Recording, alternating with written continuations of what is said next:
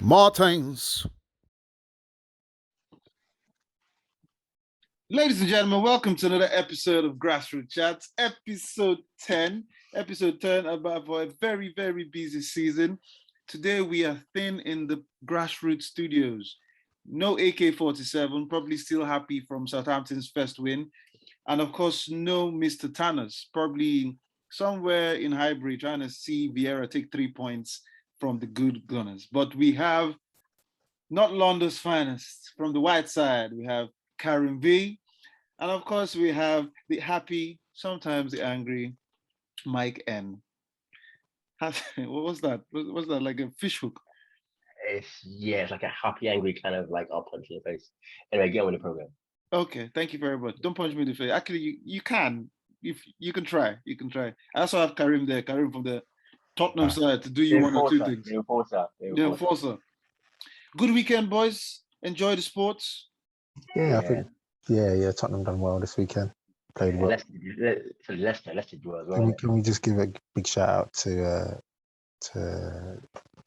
Reguilon and Eric Dyer for being first on hand for the incident that unfortunately happened in Newcastle. That's true. Reguilon actually called the ref, stopped the play, told the ref stop the play. Good sport, but that was actually, I don't know how he spotted it, but that was really nice from him. If not, that guy would be dead, to be honest. Pretty much, yeah. By the time they sorted it out, he'd be dead. Yeah, it's good. It shows that sometimes, even with the high stake in the football game, some people are, aware and they see things that are happening. And it was even a Newcastle fan. Yeah. So, Reguilon, we applaud you for Grassroot Chat Studios. What do you mean? So because of the Newcastle fan, then he shouldn't save his life? Oh, no. I'm just saying, if I was playing, I wouldn't be focusing on the Newcastle fan. I would even look at any, because all I'm just trying to do is play football and try and win. But the fact that he could actually look and still pinpoint that was good focus. Yeah, okay. It's all good. And of course, Harry Kane was back on the score sheet. Yes, Boy H. That means a hat trick this weekend. Let's come on. Who you playing this weekend? Can't remember who we're playing this weekend. Guys so happy for an away win. He doesn't even care. He's just happy. No, we're traveling. We're traveling to West Ham. Ooh. Well, I haven't checked, so I just have to believe you. Yeah, dicey game. Mike, what's wrong with your mic? My mic? Nothing. I'm using headphones today on my phone because my laptop's not working. Oh, okay. Why is it not clear? Now I can hear you. Shout like you shout in the club. Shout like you shout in the rave.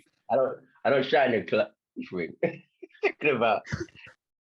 Well, let us begin today. Before we go through the weekend situations and all the wonderful incidents, something caught my eye, man. And we have to speak about the Ballon d'Or nominations, the 30-man list that has been out right now before it's going to cut short into 3 men. Now, one of the things that caught my eye is Patrice Evra saying he's tired of them giving the award to Messi, and that what did Messi do last season? So first of all, the criteria for Ballon d'Or is 12 months, what the player has done for the last 12 months. The player must show wonderful skill on and off the pitch. And off the pitch, there must be a good role model. The award is actually voted by journalists, and it counts from 12 months backwards from when the award day is going to be given.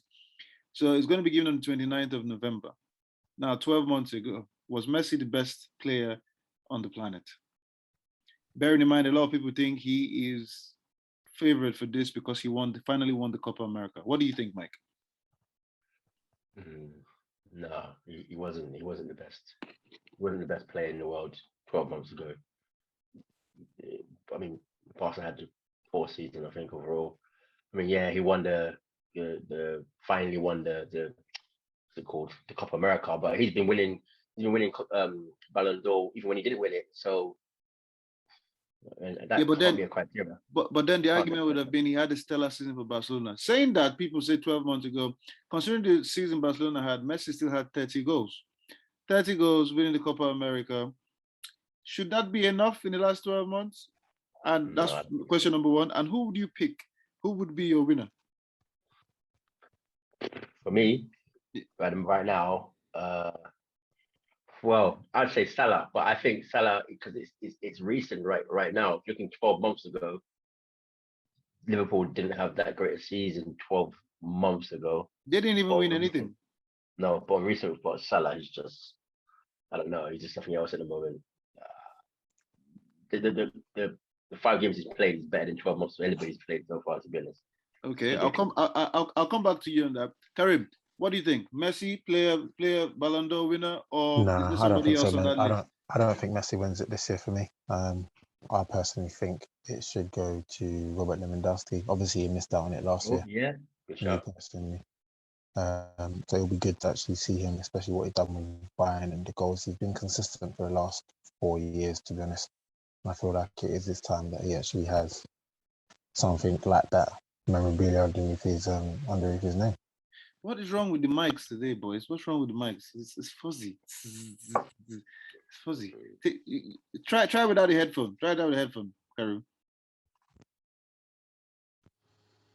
Hello. Hello. Ooh, we can hear the zzzz.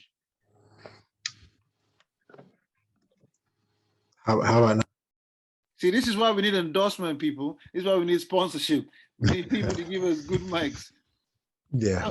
But, anyway, Karim does say Robert Lewandowski, which I agree with. I feel there's no better player, that nobody has been better than him on the planet. However, I'll throw in a spanner, even if I don't think he definitely isn't on the list, which I'm actually surprised. Why isn't Luis Suarez on that list? Yes, I know the criteria is that you must conduct yourself off and on the pitch, but he has been all right off the pitch. He has not been biting anybody recently. He's not been fighting. But, I mean, he won the league with Atletico Madrid. He was arguably the best striker in the league. They did well in Champions League, but he has always been top anywhere he has been. Mike, why is Suarez not on this list? And bearing in mind you have Mason Mount on this 30-man list. Mason Mount's on that list? Yep, he is. For Ballon d'Or? Yep, 30-man shortlist, Mason Mount. The Chelsea players on there, Aspilicueta, N'Golo Kante, Lukaku, and Mason Mount. Jesus. How is that possible? What, because he did that one pass in the Champions League final?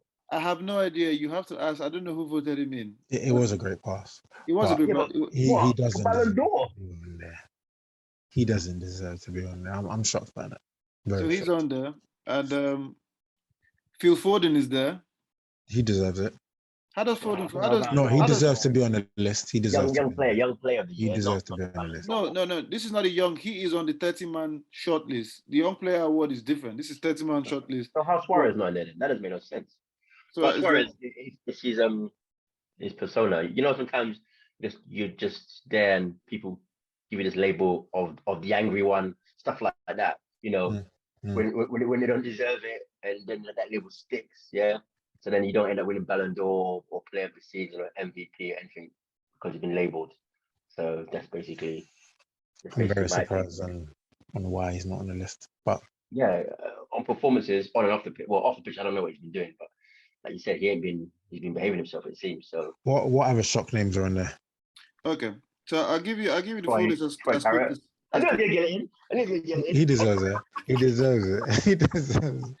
Once again, we continue the endless run of the Troy Farrell version. That guy is going to be forever in the studio. So you have. We should get him on the show, man. We should. Karim, one of your Tottenham plugs, man. You should get him in here. Yeah, I'll put the DM out to him and see if he can.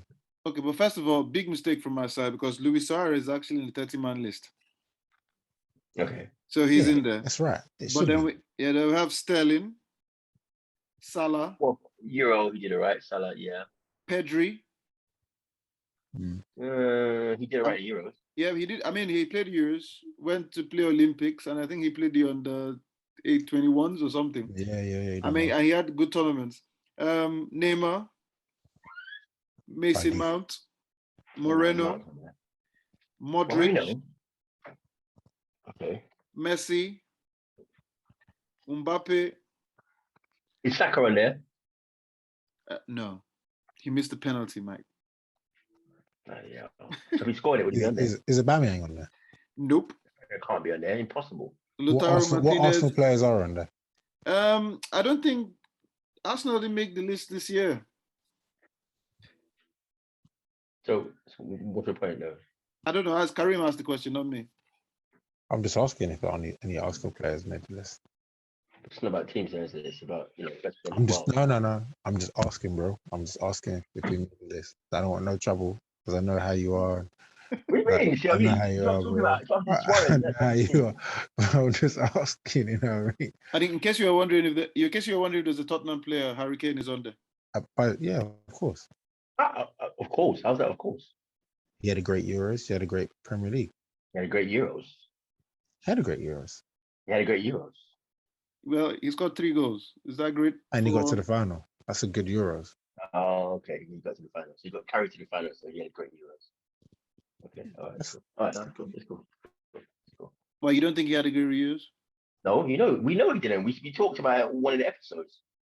Okay, well, Karim clearly thinks differently. So Karim thinks he had a good reviews. I stand by H, man.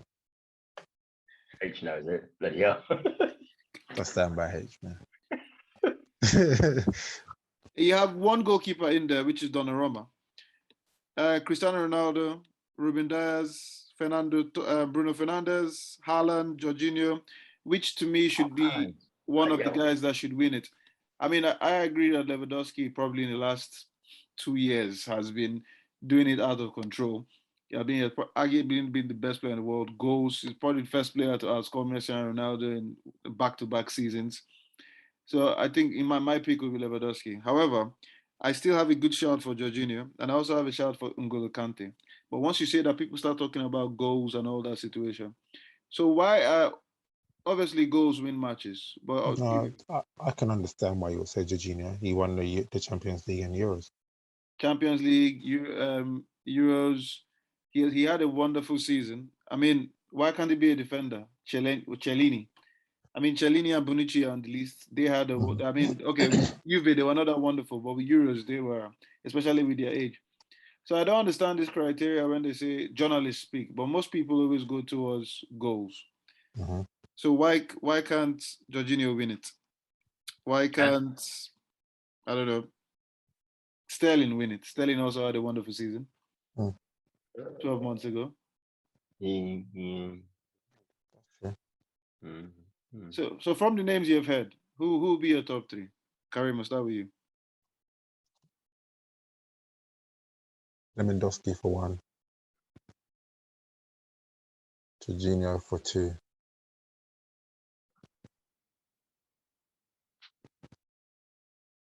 N'Golo Kante for 3. Mike? I want to throw Haaland in there. He's a beast. So Lewandowski, Haaland, and then I'll take Jorginho over Kante because he won the Euros as well. So you guys, once again, you literally went for the men that just score goals. And of course, Jorginho had a very wonderful season. Sorry? Yeah, but Jorginho's he's a midfielder. Yeah, but he had a stellar season. I mean, when you can recognize that game in the midfield, defenders and goalkeepers never have a chance. Well, what I'm saying it. I especially go for Lewandowski because he missed out on the year before. Because I feel like he did deserve that. He won the Champions League. He won the Bundesliga with Bayern Munich. So that's the reason why I'm leaning more towards Lewandowski. But you picked Kante, and he picked 2 midfielders. So there you go. I'm actually surprised he didn't pick H. I can't pick H, man. Bloody hell. Why? He just said he had a good Euros. He won. He was 20 goals in the league and 20 assists. He had a good season actually. He had a good season. I'll give him that, but not what player of the year season though. If he won the Euros. Oh yeah, then it against him. Yeah. Not with the way he played. Yes, I know he scored, but if you won the Euros with the way he played, you still would have given him. Yeah, 20 goals and 20 assists. Come on, man, that's unheard of. Yeah. You see, and then it's not unheard of. Henry has done it. Who did he play for again? What, in one season? Yeah, that's the record that Henry did 20 goals, 20 assists. The first person to actually break that record was De Bruyne 2 seasons ago. Oh, you don't like that, do you, Karim? Nah, I don't like him. Well, you never liked it simply because you were a Tottenham fan, or just because? No, I think he's a great player. Honestly, I thought if he's an outstanding player. And I like the way he carries himself as well. So, but unfortunately, he was on the wrong side of North London, so I dislike him by default. No class, mate. No class at all. So now the next question I'm going to go is what do goalkeepers need to do to win the Ballon d'Or? Because it's showing that you have goalkeepers that have wonderful seasons, clean sheet. They actually do really well. Everybody knows that in this day and age, you need a very good goalkeeper to win any league because at certain point you need them to come out. So what do goalkeepers need to do? I mean, Neves for PSG, he made a statement saying that they should actually give the goalkeepers their own category because it's very unfair. So what do goalkeepers need to do to win the award, Karim? Tell me. What does Lloris need to do? He's the World Cup winner and he's not even on this 30-man. I feel like for them to win it, they need to have probably won the least clean sheets, the most clean sheets in the league, probably a World Cup and a Champions League, if I'm completely honest, for them to actually stand out. And the chances of that ever happening is quite slim anyway. So me personally, I would give them their own award, to be honest. Because but then you say that they need to win the Champions League and they need to win the World Cup or Euros. But Jorginho is not even your first choice for a player that's done that. And that's what I'm saying. Player. For them to stand out and even be recognised, because goalkeepers, as you know, they don't really get looked at in the eye of football, unless they concede a goal. So, Mike, what's the criteria different for goalkeepers than it is for players? As important as they are. And for the last time a defender won the award was Cannavaro, and he was amazing. As in, there was no mistake, there was no back pass, there was no own goal, there was no wrong tackle, and Italy won the World Cup. So why is it that for defenders and goalkeepers it has to be extraordinary, but for other players? I think it's the role where they play. So typically, the Ballon d'Or players normally play for the top clubs. So when you get players like that and you're playing in goal, you're not really gonna.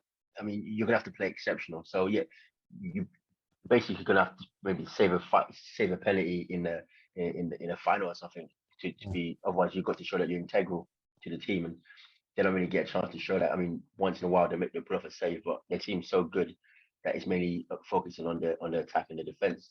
Goalkeepers just get a bad lot. They have to do something extraordinary. Like I'm literally talking about. Well, to be fair, Donnarumma won the Euros, but that's not enough. He'd have to have won the league as well, and the Champions League, and been man of the match in one of those games to get it. It's unfortunate because of their position. So in 2014, has the keeper ever won it? Has the keeper ever won the Ballon d'Or? I can't remember now off the top of my head. But in 2014, when Germany won the World Cup, and Manuel Neuer was pretty much voted German player of by his teammates. Third, didn't he? Was it third? I think he finished third. But he had a wonderful World Cup, of course, with Bayern Munich. You know what those guys do. They literally used to call him the last defender, the sweeper. So even at that point, he couldn't win the Ballon d'Or. What chance does any other goalkeeper have? Very, very rare. I think one day somebody will do it, but it's going to have to be an extraordinary set of circumstances for it to happen. I'm talking like basically he kept them in the game, in a massive game, like save after save after save. It'll have to be that no outfield player has an outstanding season. And then, as you say, the goalkeeper will make like 4 remarkable saves. That one of them, them Seaman saves that he had to make through his hand. One of that. Yep. If not, those guys would never. And which actually. But in a big game, not just through the season. I'm talking about like he was instrumental in them winning the league. You literally have to speak about the goalkeeper every week for him to have a chance, and his country needs to go and win a World Cup. I think it's very unfair. I mean, taking that into this weekend, Edouard Mendy against Brentford. Brentford had 15 shots on target, and Chelsea had 1, and he saved like I can't even remember how many. Yeah, it was quality. And that guy has kept a clean sheet since he went to Chelsea last season. He was doing the same thing in France. He's had a wonderful season, a wonderful 12 months, but he didn't even get a mention in 30-man list. And also as well, for a goalkeeper, all that stuff you're doing, saving, your team has to actually win something. Otherwise, you don't even get looking. So if you're just making saves, but your team didn't win anything. Oh, you won't made be a that- very, very good point as well, Mike, which I'm gonna have to pull you up on. You said for you to be recognised in the top 30, you have to be from a top team. So, bearing in mind Tottenham Hotspur's in that league and in that list, No, I I didn't say appreciate that. I No, I appreciate didn't say that. the I said to top win it. I said top to team. win it. I said to win it. I said to win it. But I like the way you got selected here, and that's the sound of desperation in your voice. It's fine. But basically, I said you have to win it, and let's be clear, Harry Kane ain't winning it, is he? Let's be honest. Yeah. Or H as you call him. I Right, wasn't sure okay. if you meant Harry Kane or you meant H from Steps. I ain't sure. But anyway, yeah, Kane ain't winning it. So. that's it. Well, so with the performance of Mendy, Chelsea have. Which brings me. Next question is: would you say if your goalkeeper literally saves you from a game, would you say are your defenders crap or is the goalkeeper part of the defense department? I think if he keeps making lots of saves, then your defenders ain't doing their job properly. Yeah, but at the end of the day, clean sheet is shared or enjoyed by defenders and goalkeepers, though. Yeah, True. but I'm talking about out of this world saves, multiple saves. Yeah, Elevate can make a 1 or 2 saves, fine. But if he's making 15 saves against Brentford, as an example, then like they're getting peppered. So the defense aren't holding up. It's not about 1 or 2 shots. I mean, one of their defenders made the 30-man list. Ascolqueta. What's the point? World class defense. Whether the keeper says 15 or 16, the defense is still part of the defense department. So how did he make it and then Mendy not? I have no idea. I didn't vote. I'm not. I'm not a journalist. Call your friends in BBC. Oh wait, hold on. But when did he join? Wasn't it the other years? What's his name? That guy's name. So Aragabalaga. Kepa. Wasn't it Kepa halfway through last season? no. Mendy came at the beginning, just before the end of the window. Remember, he came when Lampard was still there. So yeah. And then if you look at, and that's a long time. That's over 10 months ago. And then if you look at the criteria, for example, Cristiano Ronaldo there, they put there, Juve/Man United. So clearly telling you it is okay. We're looking at the performances from both. So, but Donnarumma is in there because and Donnarumma was what for AC Milan. AC Milan finished second. Didn't win anything. Yes, he won the Euros, but he's in there. Mendy won the Champions League, and he's still been saving, and he's not in there. So, but Donnarumma makes some saves, well, 3 saves actually in the Euro. No, 2 saves in the Euro final. but that's are they going to judge that from just one game? I mean, the criteria says 12 months. He got player of the tournament, if I can remember as well, didn't he? Who, Donnarumma? Yeah. I think so. So that could have part. It's like how did Henry not get it, but what's his name got it? Cannavaro got it, but well, I think it's all about. They said the journalists are the ones that vote, which I don't understand. Why that criteria has always baffled me. Why is it just journalists voting? Yeah, I don't know why that one. I'm not sure which journalist would vote. But could you leave it to the public to do? No, somebody could say, because I think everyone's just going to vote for Messi and Ronaldo default, no? I wouldn't. The thing is with the public vote, I think it gets. You would definitely, when you look at that 30-shot man list, you go straight for Harry Kane. Straight up, you wouldn't even think, did anybody have a better season? Nah, I wouldn't. Yeah, you would. Nah, I wouldn't. I'd be putting Saka in. I don't even care. I'm telling you now. I'm putting him in. Don't care. Straight. Foden's in there. Saka's in there. Okay. For the last 12 months, he's in there. And why is Foden there though? I don't get it, man. He played what, first breakthrough season, isn't it? 1.5 games for Euros. Yes, England got to the final. For Man City, well, he did have a good season for Man City and he won the league. Got to the Champions League final. Is that enough? A lot of time, I think it's when they like the player or they see the potential in the player or they think, that guy's just a great player. And then suddenly he's getting votes and getting put in. Like Mount, everyone says how good he is. And you don't always see what he does because he goes under the radar. But Ballon d'Or, though, that's a lot to just put Mount in there. But everyone says he's a good player, which he is. So he's in. So Going back to Edouard Mendy, the Chelsea goalkeeper. So far, I mean, it's only been, what, 8 games in the season, which is okay. But from what you have seen from him from last season, and even with inform now, how many other goalkeepers would you say are better than him at the moment in the English Premier League? Well, you can't rule out Allison and Edison, surely. And De Gea? No, I said Allison. I didn't start. I said No, Allison no, and no, no. Edison. And De Gea.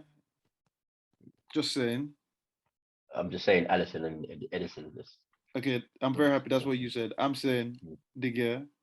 But then he's just gonna throw in Lloris, then, isn't it? No, no, Absolutely, no. yeah. But If you're putting De Gea in there, you have to put in Lloris. I mean, you're Have telling to. me you clearly haven't been watching the games this season. De Gea, you're saying De Gea is not in there right now.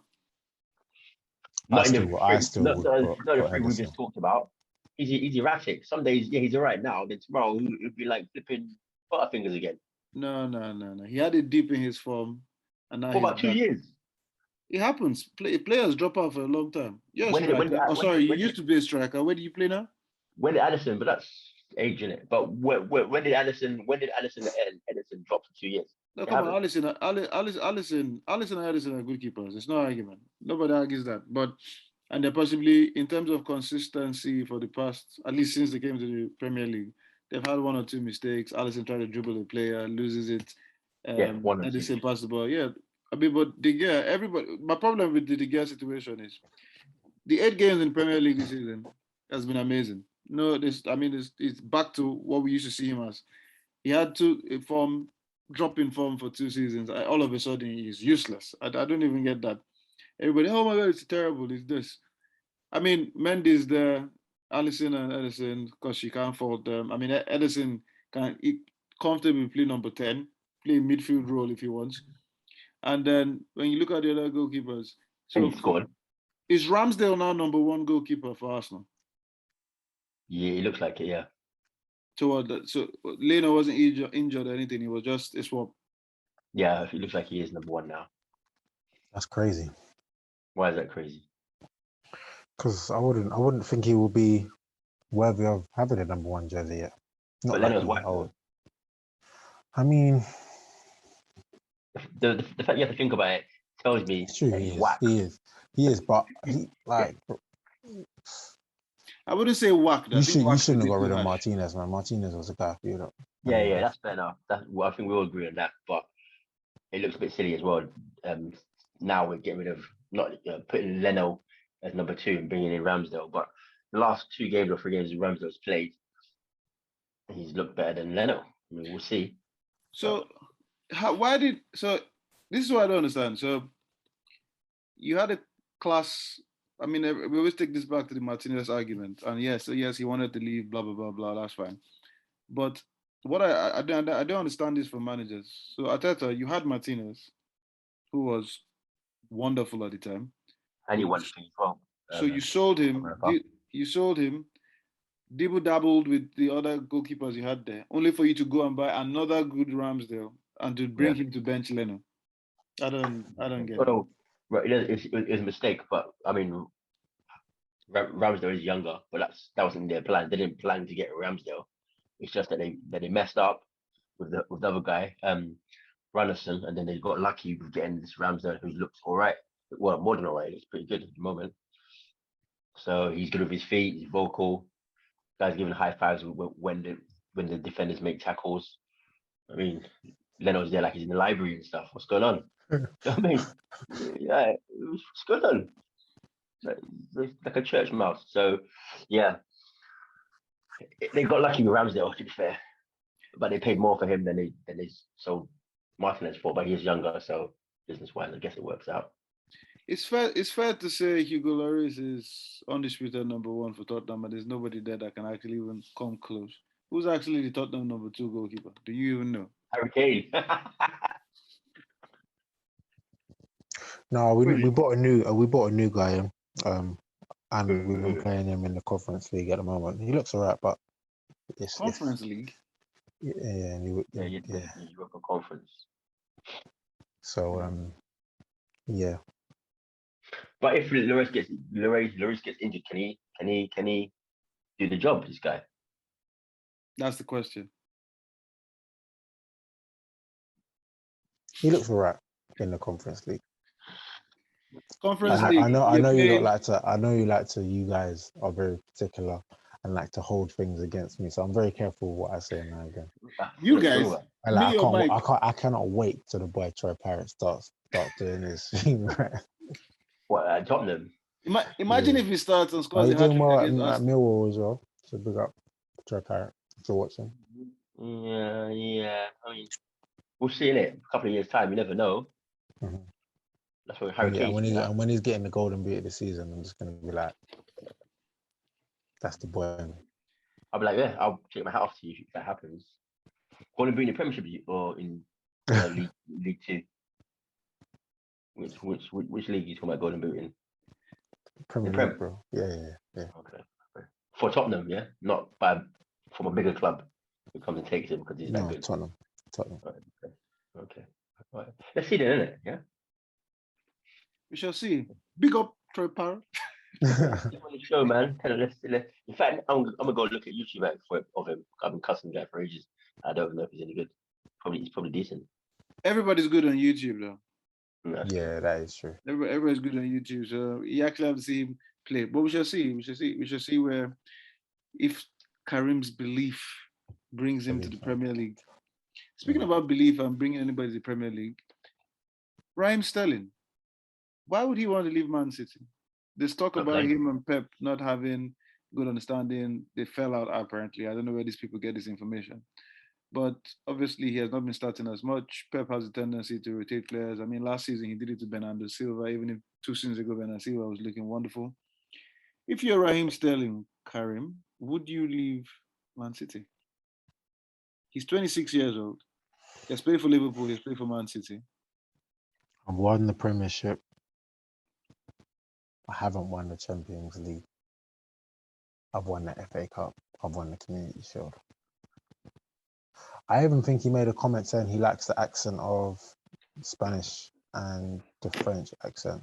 But where in Spain would we all do. Where in Spain would he go? So I think for him to say a comment like that, which means he's looking abroad, I think he's done with the Premier League. I would. If I was him, I would, definitely. Oh, wait, hold on. Let's have it right, though. He's only just saying that because he's not playing. If he was playing, I don't think he'd be saying that. Nobody's playing every week and saying, oh, I want to go. Oh, I like the Spanish accent. Yeah, come on. What's his name? Unless you're a foreigner. What's the guy with the afro again? What's his name again? Salah. No, the one that went to Chowdhury. It's Leicester. That went to Bayern Munich. Sané. Sané. Like, he was playing week in, week out. Obviously, he had an injury, but he said, like, I want to go back to Bayern Munich. So, he's German, so he's going home. That's what I'm saying. He's German, and he wasn't playing week in, week out. He wasn't, yeah. He wasn't. And even in Bayern now, he doesn't play week in, week out.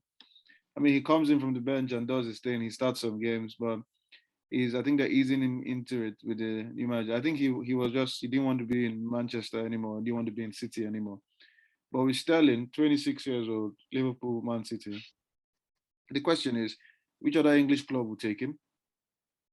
Because the kind of player Sterling is, and in terms of playing at forward or playing on the wing, most teams are already not too bad there. So if you look at he can never play for Man, well, not never, but going to Man United would be a no-no. They play for two of their biggest rivals. So I don't know if they'll pick, and I don't think he's that good a player. Well, he's good, but I don't think he's that kind of player that they'll tell him, oh, you know what, finish your contract and then we'll take you in. So none of the Sol Campbell kind of thing. And I don't think that will happen. So what are your options? Mug.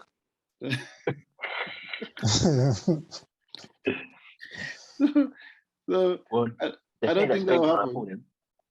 He won't come to any London club because he won't play for Tottenham and he will not play for Chelsea. Why not? First of all, I don't think any of those clubs want him. If any of them want him, will you play right now? Will you start Sterling over Son? No. Liar. Okay. What about the other side on the right? Who you got on the right? Steven Bergwijn or Lucas Moura. So you're telling me you wouldn't play Sterling over one of those two? No. Well, I could if I didn't have them, but I've got Bergwijn and I've got. But he's better than Bergwijn. Surely. they're the same kind of player, if I'm honest. Obviously, Sterling's got more of a following, more of a backing because he's been doing it longer. But Bergwijn's still young, so who's better right now? You're saying that it's the same player. Sterling's better right now. Right. So you take him then, wouldn't you? Nah. Would you take him for Arsenal? Yeah, of course.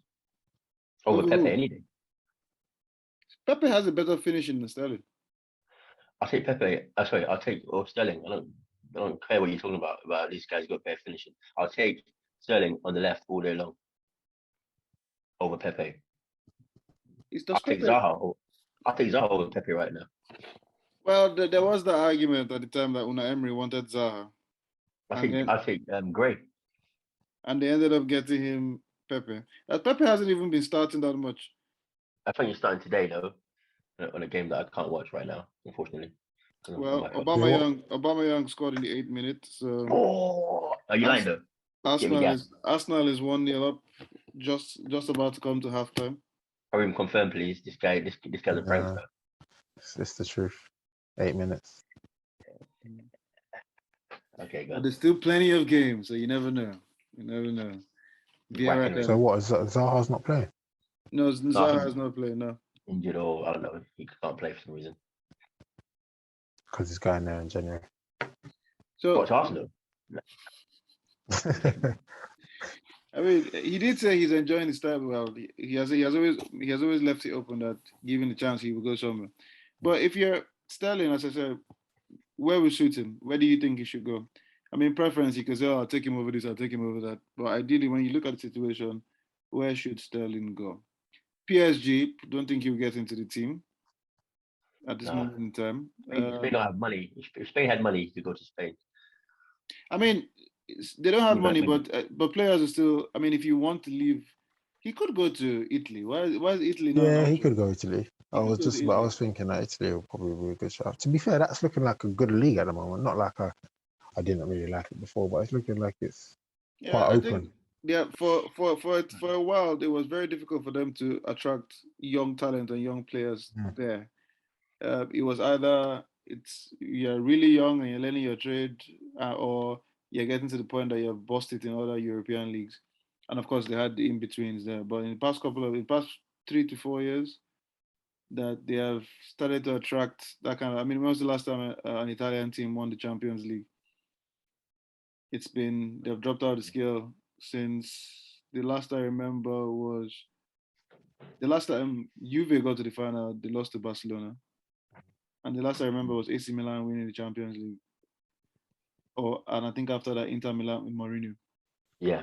Well, after that, so in terms of dominating European football, they haven't. But these days, they're beginning to attract those kind of players that can possibly. And Ronaldo going there was another big thing. And he didn't win it with Juve, but they were at least hopeful. Their attraction is beginning to come back. So now you have English players willing to go there. I mean, Tammy Abraham is there. So Sterling, Juve, Roma, Inter.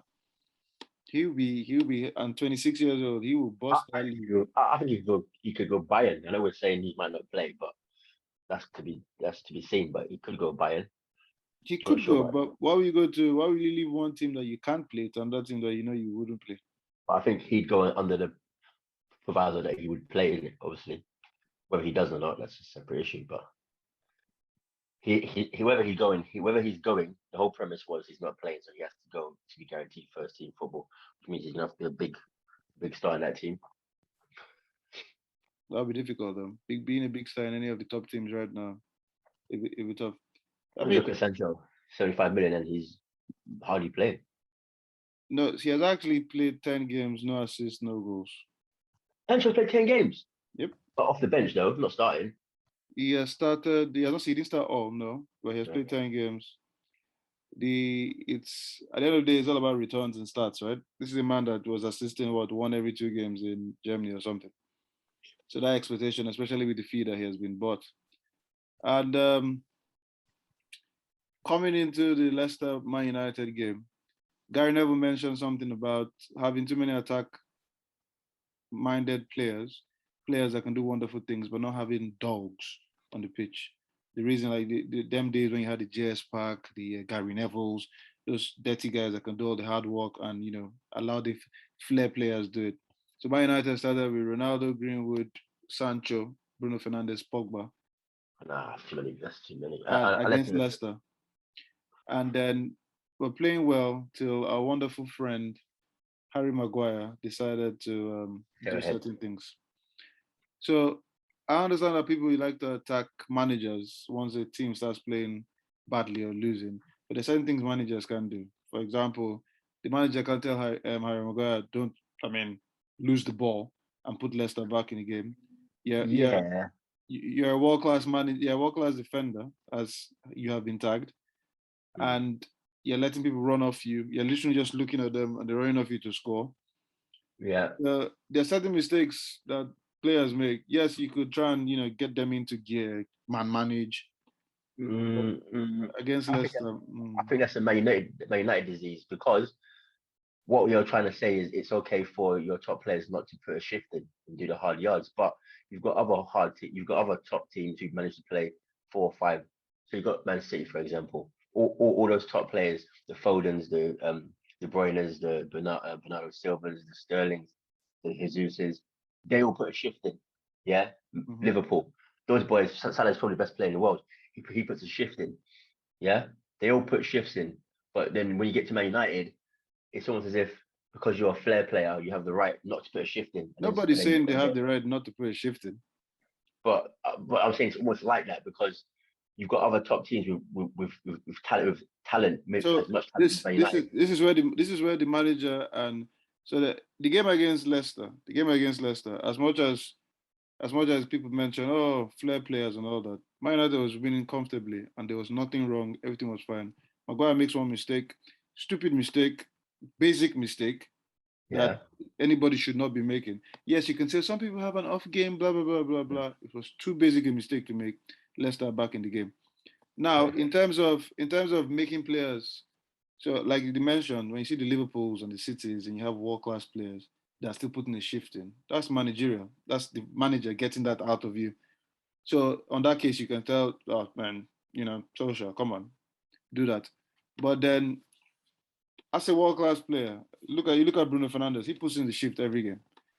He's still getting to top world-class. He's a world-class player, but now we have to keep it there. You have to be consistent. So in them areas, sometimes you can blame the manager, but sometimes, to me personally, you're on that pitch, no matter the amount of man management you want to do, there's nothing that's going to come out.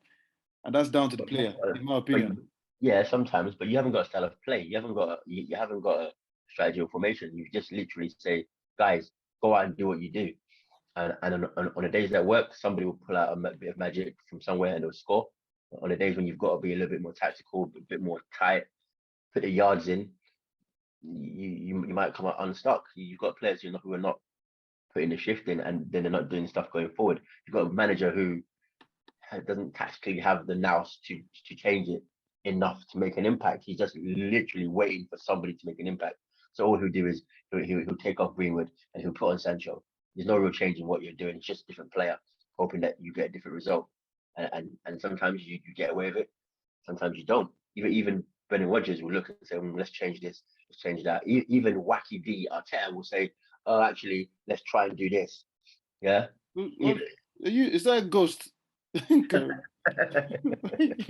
you flipping your hands up? No, there's a fly around here. It's an Arteta, it's an Arteta, and he's started seeing ghosts. But yeah, but Solskjaer, we already know on here, he hasn't got style of play per se, and he hasn't got a plan B. His plan B is to put a different player on. So as much as you want to say the players are at fault, they are at fault. No, you are talking about the Leicester game. So everything you're talking about, Solskjaer, we already know. Well, no, because you let him 4 goals. You already know. We let in 2 goals in the last 5 minutes? The last 5-6 minutes. There's nothing any manager can do at that point. What are you going to do in 5 minutes? You're losing. Okay, so you are losing 2-1. You come back into the game at 2-2. Okay. Come back into the game at 2-2. You clearly haven't seen that game. That's why. I've seen the game. You've seen the game. Okay. I've seen the game, and I've also seen the analysis from Neville Thingy. And so you have the manager. The manager is there. Yes, you can. I agree with you 100%. There's certain things that Solskjaer does. You take out You take out Rashford and then you put in Sancho. Okay. Yeah. That means all you're doing there is hoping for a player excellence. You know, something. That's a So for stupid, tactic. example, Rashford came into the game, made that run, scored. Those are the kind of things. Oh, okay, wow, I've changed the game. Yes, you have, but at the end of the day, you brought in somebody to just do the same thing that you were doing. But when you have come back to the game at 2-2. The players, you managed to come back 2-2. Keep it compact, keep doing what you're doing. That's where you have the players on the pitch to make those things happen. Yeah. So at that point, what do you want the manager to do? There's nothing you can do at that point. Well, maybe he takes off an attacking player and puts somebody He in just who's put on an attacking player that made it 2-2. So why do you want to take out one at that point? Well, how many players? End of the day, you need He to do just something. put. So he was losing. Or We were change shape. losing. We were losing, and the player comes in and makes the impact. Yeah. So why do you want to take an attacking player out? And he scored 2-2, and then you let in 2 goals. So, But once again, how's that the manager? those 2 goals aren't the manager. I'm just saying that when things are going wrong or not going to plan, Solskjaer doesn't have the We have agreed that. There's no argument to that. We're talking about what happened at the game with Leicester itself. We've agreed that. Yeah. Solskjaer, I've said that millions of times. But yeah, on the day, man, you look at the players and you just go, come on, you need to tell yourself. But isn't that also a part of that? Is yes, it's 100% on the players as well. But some people will argue about management and the players playing for the shirt or playing for the manager. If you've got people not putting shifts in or walking around, it's their fault. But wouldn't you say that some of that is also because it's not that they don't respect the manager? That's a bit harsh. But I like that you said that. So Karim, let me ask you this. Normally, when players don't respect the manager's outing, you start hearing about these things. They don't want to play for him. They don't want to. Oh, there's dressing room unrest, blah blah. It's never been the case with Solskjaer. Even with bad results, nothing. You don't see any player to come out to say, I'm not playing for this guy or nothing. It's never. Since he has come to Man United, for some reason, even with poor form, whatever is happening, even Donny van de Beek has never come out to say, oh, this guy's blah, blah, blah. Whether he's scared, whatever, but it's never leaked that, oh, we're not playing for the manager. You see that trend. So, for example, Emery, at a certain point, you could see some players didn't want to play for this guy. But with Solskjaer, he has never had that. Is it because he's a club legend now and they naturally respect him down at Manchester? Anything? Yeah. There's respecting him and respecting on the pitch. They're 2 different things. You can respect somebody. You could. I don't know if you lot saw Pogba's interview afterwards. Did you lot watch it? Yeah, I did. Yeah. And you could tell he kept on saying this keeps on happening. Over the last amount of years, he said this is keeping happening. And to me, that shows that he's thinking something's got to change. But he didn't obviously say exactly what, because he also said we deserve to lose. We're not good enough on the day. He said that. We deserve to lose. We're not good enough on the day. So they can deflect it and play chess here and there and push it around. But at the end of the day, I believe when you play for any team you play for, especially if it's a team that's a top team, Arsenal, Man United, Tottenham, whatever, any team you play for, you do not need a manager to make you play well. You need a manager to enhance you. But if you need a manager to make your mindset for you to play, then you shouldn't you shouldn't even wear a football shirt at all. Personally, that's my opinion. You can have, for example, you could have a manager you could have a player that thrives on anger, for example. Anger is his fuel. I'm up for it. This, I'm that, I'm all that. You don't need a manager to punch him in the face before the game to go, oh yeah, I want to make you angry. The manager just needs to enhance it. If you actually need pep talks and, oh my God, you're so massage your knee. No. Don't play. No, but in game, in games, it's surely about the player needs to do what they're supposed to do. Yeah, you know when they talk about, oh, that player would run through a brick wall for you. Yeah. There's times when you just know, I'm tired. I'm not gonna run that extra yard to make that tackle. And other times you will, but yeah, something needs to sort of change in Man United because it's going to be up and down all season like this. Next week you probably beat Liverpool, smash them up because you've got the players. Week after you probably draw with Newcastle or somebody because you're just inconsistent.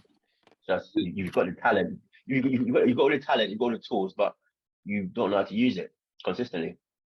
Well, that is, if it keeps happening like that, we'll have to be going towards the road of Ole out. I've never been an Ole out guy, but if you're looking at our fixtures now, it is Atlanta in the Champions League Wednesday, Liverpool Sunday, 1 week later, Tottenham away. No, only the end of the season. We've already discussed it, but in the other ones, only get to the end of the season. But basically, for me, Ollie's a dead man walking unless he wins the title. I thought we said he's going to get until January, and if things haven't changed. Yeah, well, no, it's the end of the season, but ultimately, he's not of the same caliber as the top managers. Yeah, he's got the same talent pool. So now it's just a case of will the players somehow magically do it and win the title for him? I don't think he's going to make, as a manager, he's not going to make Man United win. He's not Klopp. He's not Pep. He's not Tuchel, whatever. He's not in that caliber who can win games with his tactical nous. He's just got really good players. And on the day, if you play consistently every game, you probably win. But that's not really down to Solskjaer, really. Well, speaking about managers and ups and downs, Bays, first of all, Harry came back on this goal scoring sheet. Did Nuno get it right on Sunday, Karim? Yeah, I think he did. Was that would you describe that as a Tottenham DNA, the Tottenham way of playing? No, I still feel we're still sitting back and being a bit too defensive for my liking. But I liked how the boys reacted when we went a goal down. I feel that once the goal went in, that's when the boys came to light and started saying, okay, you know what, we're not going down this route. But fair play to Newcastle, they were obviously buzzing because of what's happened to them in the last couple of weeks. And I feel sorry for Steve Bruce, as I said previously, but I feel like Newcastle is going to be up there. Question, Karim. Would you rather play champagne football this season or win a cup? Obviously win a cup. So if they're playing boring football, as long as if we win something, that's why when Jose Mourinho came in, I said if we win something, then we win something. We all know what he was going to do. He's always going to come in there and get the one goal and then park the bus. But if we won something, we won something. We're gonna go towards the end of this episode on a new thing we're gonna call Player Watch. Player Watch. So one of the players we're going to talk about is Dyer, Eric Dyer for Tottenham. Where would you rather play him? Because I've had people say he's not a central defender. He's not. He's a defensive midfielder, but some people say he's terrible at both positions. Where is his ideal position? Because that own goal, Lord God, from that own goal, he could be a striker. But where would you actually play this guy? Because Pochettino decided they wanted to play him center. Mourinho decided they wanted to play him center back.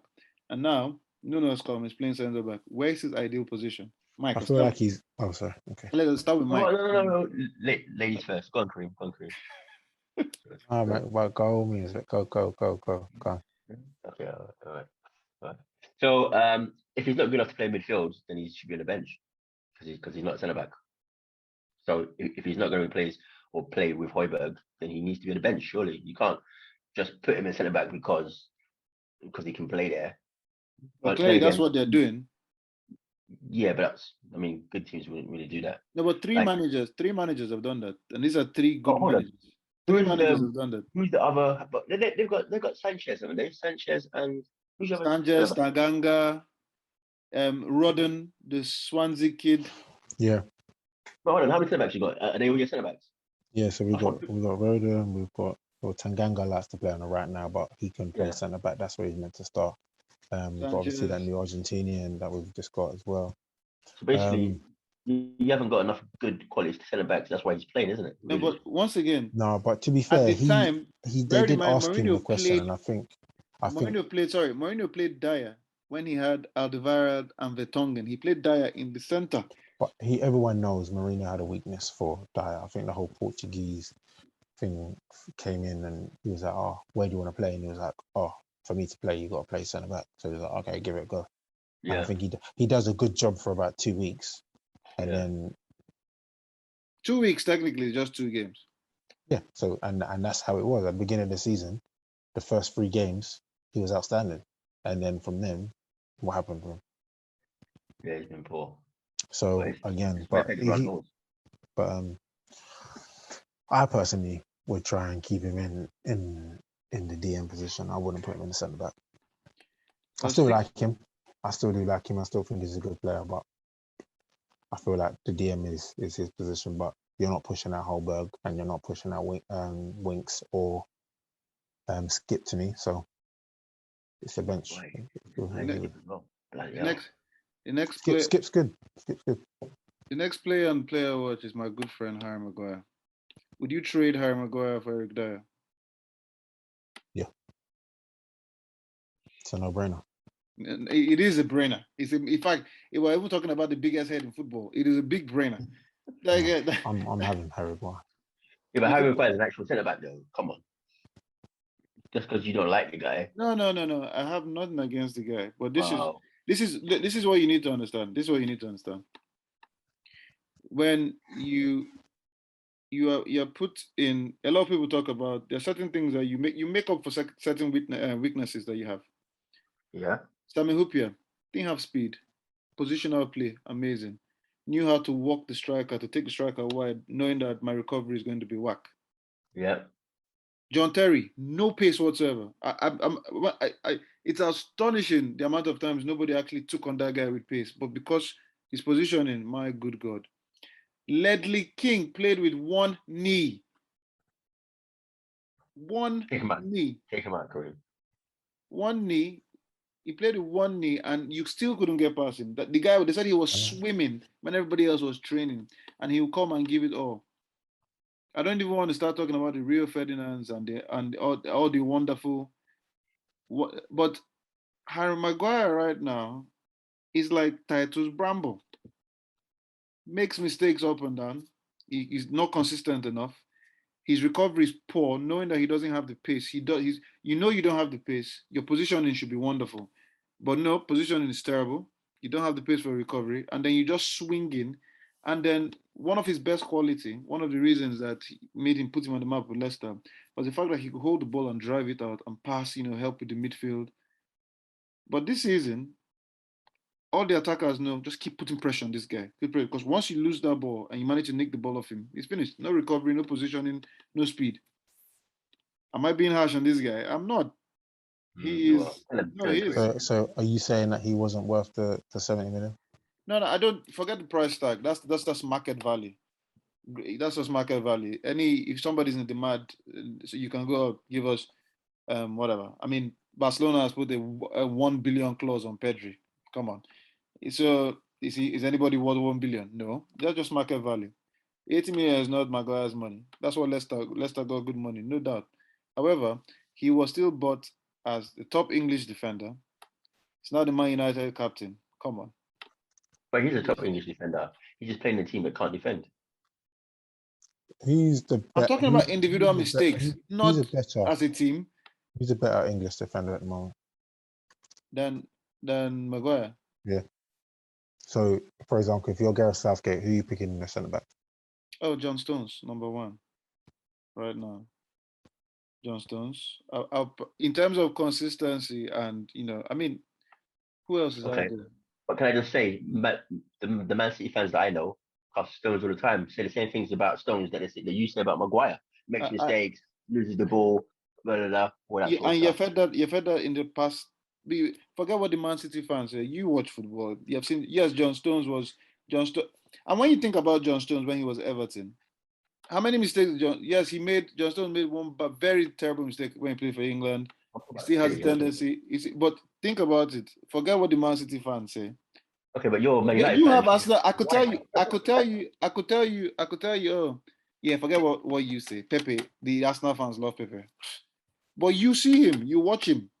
Yeah. When you watch John Stones, right now when I watch John Stones and he holds the ball, I don't support City, but as a football player, John Stones holds the ball. I have no issues. I have no fears. Maguire holds the ball. Nothing. Maguire's a good centre back. He makes mistakes, but he's better than Dyer. So any team most teams would take Harry Maguire because I think sometimes the mistakes he makes is down to the team he plays for and then being more open compared to Leicester, who are compact. Not that Leicester are a better team than Man United. I'm just saying they defend. Well, they were a better team this Saturday. Oh yeah, sorry, I forgot that. Yeah. Anyways, boys, thank you very much for this wonderful evening. Mike, I'm sure you're going to run back and watch Crystal Palace equalize and beat the Gunners. Fuck off! Did they? No, they haven't. It's half time. Like, you see, relax. Let's wrap up this episode then. Yeah. Karim, of course, our best wishes and love to H. Yeah. Tell. West Ham scores a hat-trick. And then he's back in the game. He's back in the game. On that note, and then we got Man United at the Tottenham Hotspur Stadium. Wait, quick question before we go. Yep. If Man United didn't get Ronaldo, would they have been in for Harry Kane? I don't think Harry Kane would have come though. What if Man United met the close 150? Man United wouldn't have done that because Man United wasn't even in the running for Kane. No, they wasn't.